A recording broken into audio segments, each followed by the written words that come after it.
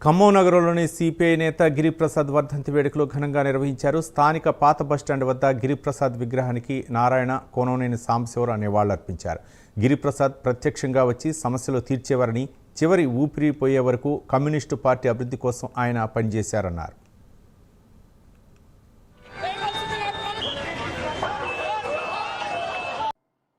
ఆయన చరిత్రను చెప్పక్కర్లా. ఖమ్మం జిల్లా మీకు ఆయన చరిత్ర గురించి చెప్తే చేపకు విధంగా తెలిసి ఉంటుంది. ఆయన ఏ విధంగా పవన్ సాగించాడు, సాయుధ పోవడం ఏ విధంగా సాగించాడు, నిబద్ధత ఏ విధంగా ఉందో అదే నేను చెప్పక్కర్లేదు. అంటే ఆయన నిర్మాణ దక్షుడు. కమ్యూనిస్ట్ పార్టీకి నిర్మాణం చాలా ముఖ్యం. అట్లా నిర్మాణ దక్షుడు. పార్టీని నిర్మించడంలోనూ, కార్యకర్తలను ఎంపిక చేసుకోవడంలోనూ, ఎంపిక చేసుకున్న కార్యకర్తలకి పని ఇవ్వడంలోనూ, పని ఇచ్చిన తర్వాత సమీక్ష చేయడం, ఆ సమీక్షలో లోపాలు ఉంటే స్పష్టంగా నిర్మోహమాటంగా చెప్పేవాడు. మొగమాట ఉండేది కాదు.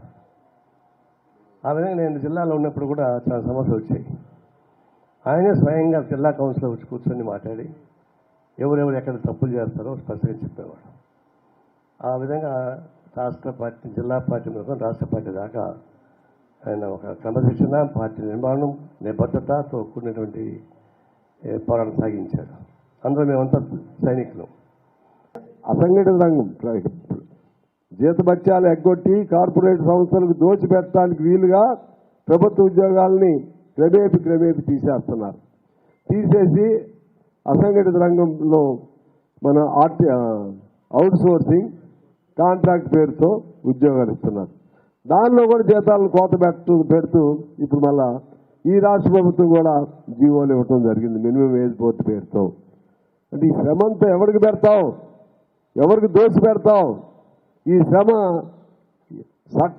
చట్టబద్ధంగా, చట్ట సాక్ష్యంగా అసెంబ్లీలోనే చట్టాలను ఆమోదింపజేసి ఈ పేదవాడి శ్రమను దోపిడీ చేసి, ప్రభుత్వమే దోపిడీ చేసి కార్పొరేట్లని పెంచి పోషిస్తూ ఉన్నది.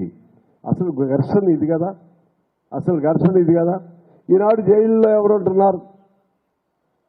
ఇందాక నారాయణ గారు చెప్పినట్టుగా ఈ సమాజాన్ని మోసం చేసి